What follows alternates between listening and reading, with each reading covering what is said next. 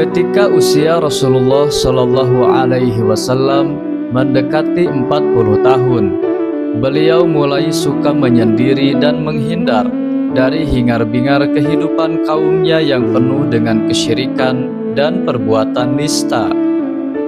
Berbekal sekantong makanan dan air secukupnya, beliau sering pergi menuju Gua Hira yang berjarak sekitar 2 mil dari kota Makkah.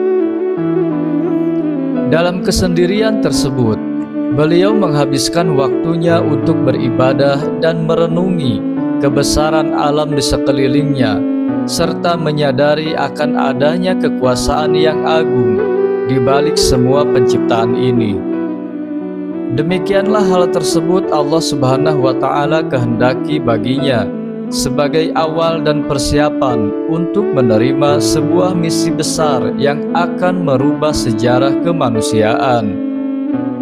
Karena itu jiwanya harus dibersihkan terlebih dahulu dari hiruk-pikuk duniawi dengan segala kotoran yang ada di dalamnya.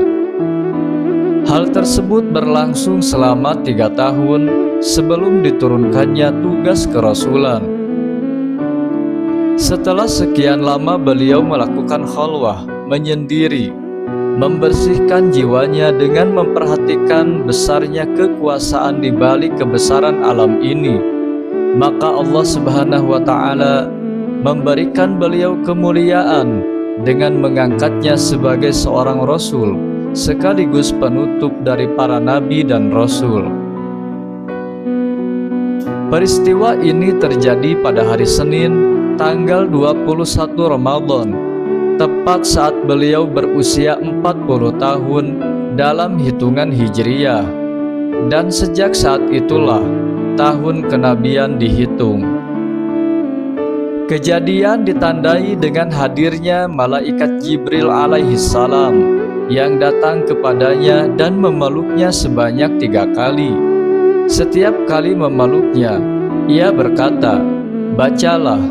Setiap kali itu pula Rasulullah Shallallahu Alaihi Wasallam menjawab, "Saya tidak dapat membaca."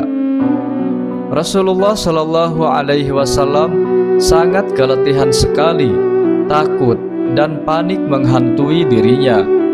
Setelah itu Jibril alaihi salam membacakan, "Bacalah dengan menyebut nama Tuhanmu yang menciptakan. Dia telah menciptakan manusia dari segumpal darah. Bacalah, dan Tuhanmu lah yang maha pemurah, yang mengajar manusia dengan perantaraan kalam. Dia mengajarkan kepada manusia apa yang tidak diketahuinya." Quran Surat Al-Alaq ayat 1-5. Kemudian Jibril pergi meninggalkannya. Rasulullah Shallallahu Alaihi Wasallam pun kembali ke rumahnya dengan badan gemetar. Beliau khawatir bahwa apa yang baru saja dialami akan mencelakakannya. Kemudian beliau masuk menemui Khadijah seraya berkata, "Selimuti aku, selimuti aku." Khadijah segera menyelimutinya. Hilanglah ketakutan dari diri Rasulullah Shallallahu Alaihi Wasallam.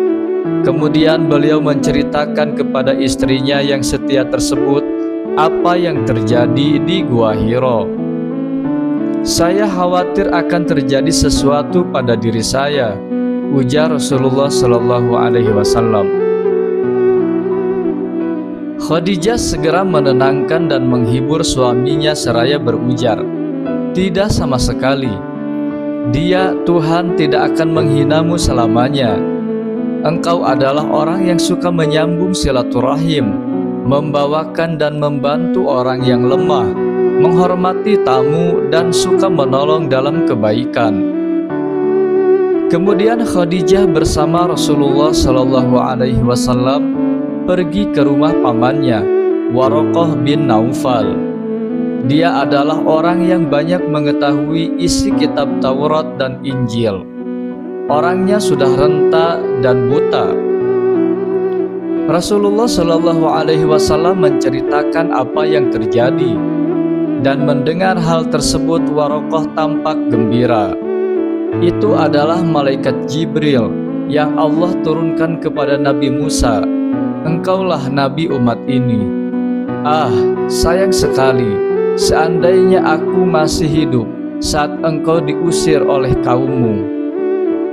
Apakah mereka akan mengusir aku? Ya, tidak ada seorang pun membawa seperti apa yang kamu bawa, kecuali ia akan dimusuhi. Seandainya aku mengalami saat hal itu terjadi, aku akan membelamu sungguh-sungguh, kata Warokoh.